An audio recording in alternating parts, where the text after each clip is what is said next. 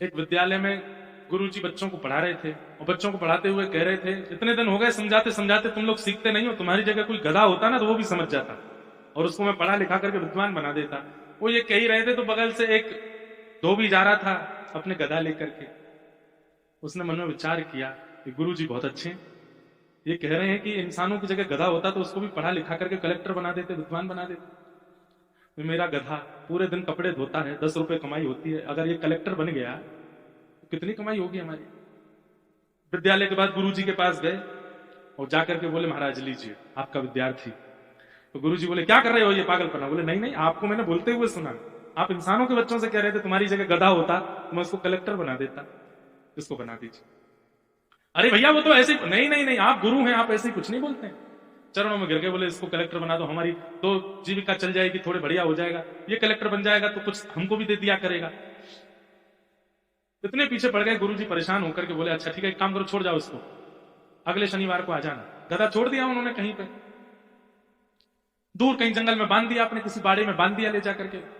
अगले शनिवार को आ गए, आकर के बोले, महाराज जी बन गया कलेक्टर।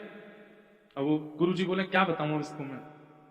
तो उन्होंने बोल दिया, बोले कि हाँ कोई नगर था, बोले उस नगर की तहसील में बैठा हुआ है, जाओ मिले आओ, वहां असली कलेक्टर बैठा था।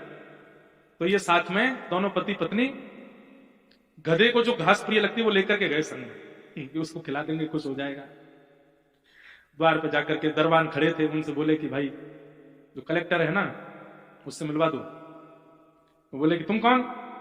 बोले उसके पुराने मालिक हैं हम। पुराने क्या, अभी भी उसके मालिक हैं।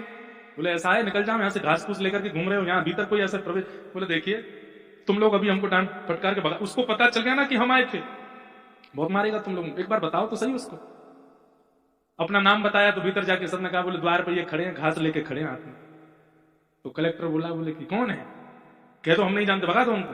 तो बाहर आकर के उन्होंने भगाना चाहा। बोले अरे कलेक्टर बन गया तो अब एहसान फरामोश हो गया है, तभी तो निकलेगा बाहर, यही खड़े रहेंगे। जैसे गेट द्वार खुले, कलेक्टर साहब बाहर निकले तो दूर से अपना रूप दिखाने लगे, उसने नहीं देखा। पत्नी बोली, घास दिखाओ, घास दिखाओ, क्या पता मुंह में पानी आ जाए, देखो इंसान तो बन गया, सूट बूट पहन के घूम रहा है, गुरुजी ने कहा था। तो उसको घास दिखाने लगे, ले ले ले। अब वो थोड़ा पास आया तो उसको मुंह से भी छुआ, खा ले, तुझे बहुत पसंद है।